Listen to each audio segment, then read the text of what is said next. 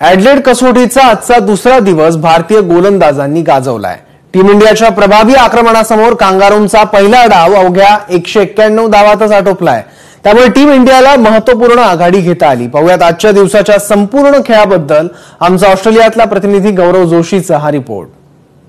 जसा आज दिवस संपला तिथे इंडिया जीतेगा असं हे ॲडिलेड ओव्हलला ऐकू येत होतं, कारण भारतीय टीम ह्या पहिल्या टेस्ट मॅच मध्ये चांगल्या पोझिशनला आहे। खूप अप्रतिम प्रकारे बॉलिंग केली आणि त्यामुळे पहिल्या इनिंग्स मध्ये 53 रनचा लीड मिळाला। पण कुठेतरी क्रेडिट द्यायला पाहिजे तर फास्ट बॉलर्सना आणि रवी अश्विनला।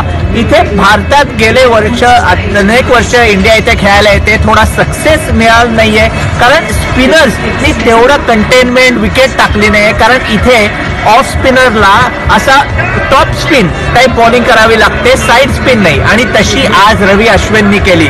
जेव्हा त्यांनी आज स्टीव्ह स्मिथला आउट काढला तुम्ही बघितलं तर त्यांनी व्यवस्थित सेटअप केलेलं आहे त्या ओव्हरमध्ये, आणि नंतर त्याची एक्साइटमेंट होती ती पण आपल्याला दिसायला आली।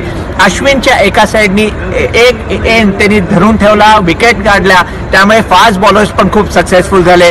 ईशांत शर्मा खेळत नाहीये या सिरीज मध्ये, हे मात्र उमेश यादवनी आपल्याला जाणवून दिलं नाही। त्यांनी खूप अप्रतिम टाईपची बॉलिंग टाकली। आणि बघा इतके वर्ष आपण बघतोय Australian fast bowlers Indian टेलला bouncers टाकतात, पण आज उलट झालं। आज Indian fast bowlers Australian टेलला bouncers टाकत होते, तसे बाउन्सर्सला 1-2 विकेट पडल्या आणि त्यामुळे इंडियाला ह्या मॅच मध्ये एक ॲडव्हान्टेज मिळाला नक्की आहे। गौरव जोशी, एबीपी माझा, ॲडिलेड, ऑस्ट्रेलिया।